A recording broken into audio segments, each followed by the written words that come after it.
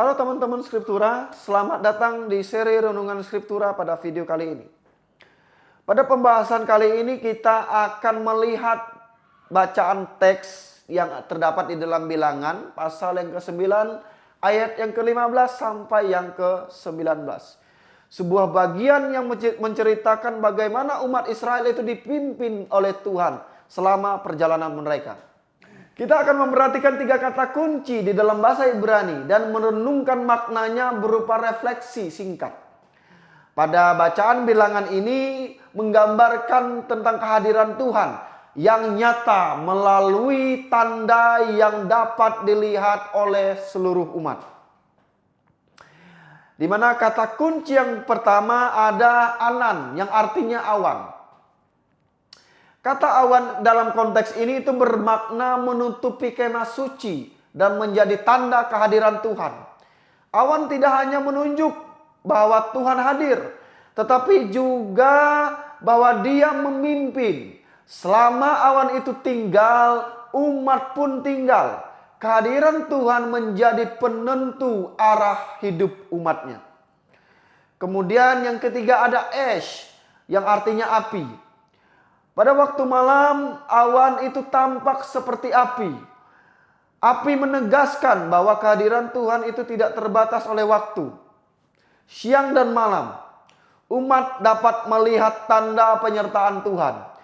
Ini menunjukkan kesetiaan Tuhan yang terus menyertai umat, yang terus menyertai perjalanan umat-umatnya. Kemudian yang terakhir ada kata kunci yang ketiga, yaitu nasa, yang artinya berangkat atau melanjutkan perjalanan.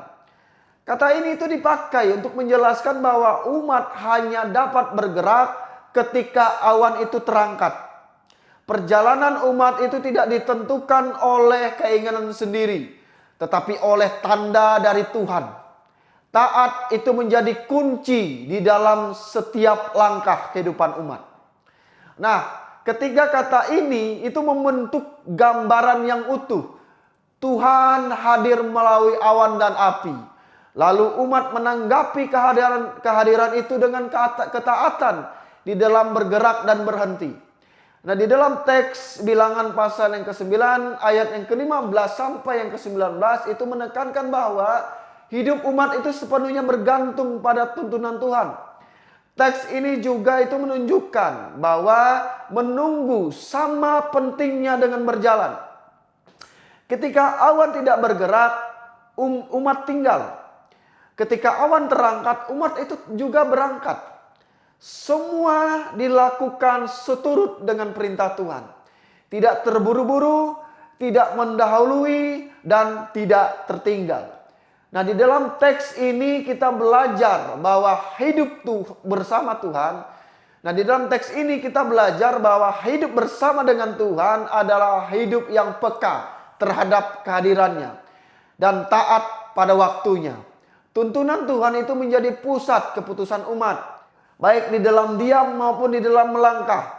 Kiranya melalui teks yang terdapat di dalam Bilangan pasal yang ke-9 ayat yang ke-15 sampai yang ke-19 itu kita semakin memahami bahwa perjalanan hidup umat itu dibentuk oleh kehadiran dan tuntunan Tuhan. Terima kasih sudah belajar bersama dengan menyimak seri Renungan Skriptura. Sampai jumpa di pembahasan video yang selanjutnya. Tuhan Yesus memberkati.